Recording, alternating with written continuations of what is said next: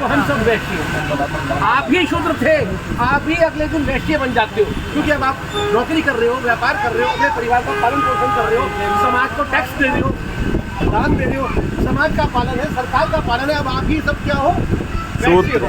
अब आपकी 50 साल की आयु, अब आप परिपक्व हो, आपने मकान बना लिया, दुकान बना ली, फैक्ट्री बना ली, जमीन जायदाद बना लिया, बच्चों की शादियाँ कर रहे हो।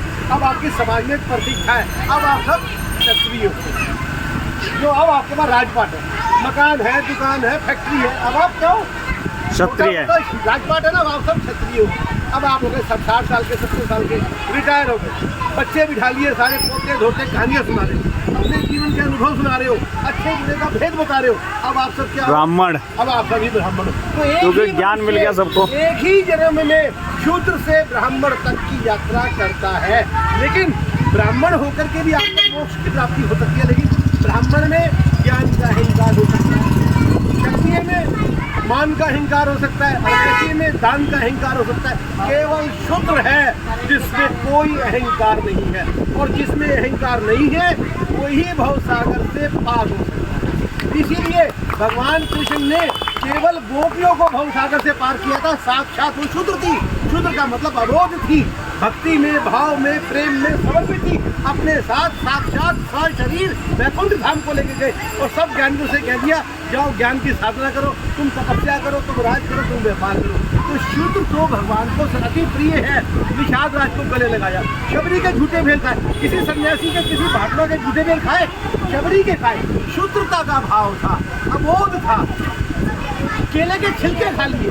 कहते हैं जब विदुर के घर गए और विदुर की पत्नी ने जब भोग लगाया तो केले फेंक दिए और छिलके खिलाते, उसके छिलके खा लिए। इस शूद्र भाव के, ऐसे भाव के भूखे हमारे भगवान हैं। ऐसा ना कहीं कोई धर्म है, ना कोई धर्म हो सकता। पूरे संसार में सबसे बड़ी आपकी जीत, कोई क्या मैं हिंदू, कोई क्या मैं मुसलमान, कोई क्या मैं क्रिश्चियन, जिसके घर में भी जो बच्चा पैदा होता है वो सनातनी है। प्रकृति उसको सनातनी पैदा करती है, काट के पीट के बनाया जाता है मुसलमान क्रिश्चियन। हम सब पैदाइशी पूरे संसार में सनातनी है। क्यों? हम प्रकृति से जुड़े हैं, प्राकृतिक धर्म है, प्राकृतिक नियमों की पालना है और प्राकृतिक तरीके से। आप कहते हो हमें भेद मिटाना है, मैं कहता हूँ कोई भेद है ही नहीं। कोई मुझे और आपने भेद बताए, आप बताओ मुझे और आपने क्या भेद? जिस 5 तत्वों से, जिस मिट्टी से आपका शरीर बना है, उसी मिट्टी से ये शरीर है, उसी मिट्टी से ये शरीर है। बताओ क्या भेद है? जो आपके अंदर भगवान राम है आत्मा के रूप में, वही मुझ में, वही उसमें, वही चींटी में, वही हाथी। आदमी को तो छोटे कुत्ते बिल्ली में भी वही राम है। तो हमारा अंदर भी एक है, हमारा बाहर भी एक है। अगर भेद है तो हमारी खोपड़ी, हमारे को जो गलत विचार, गलत संस्कार दिए जाते हैं उसमें भेद है। हमें केवल वही अपनी दिमाग को सही किया तो भेद मिट गया। हम सदा ही एक थे, एक है और एक ही रहेंगे। हमें केवल अपने मन को, अपने विचारों को सही करना है। तो समरसता का मतलब ये है कि एक समान रस, मुझ में और आप में जो रस क्या है, जब तक मेरे शरीर में प्राण है, आत्मा है, तो मैं जिंदा हूँ, मरते ही शमशान है। तो इसी प्रकार से आपके साथ है वो जो रस है, जीवन रस, वो आप में और मुझ में एक।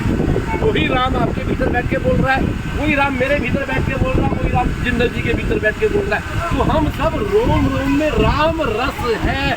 हमारी एकता का प्रतीक क्या है? भगवान, मर्यादा पुरुषोत्तम भगवान।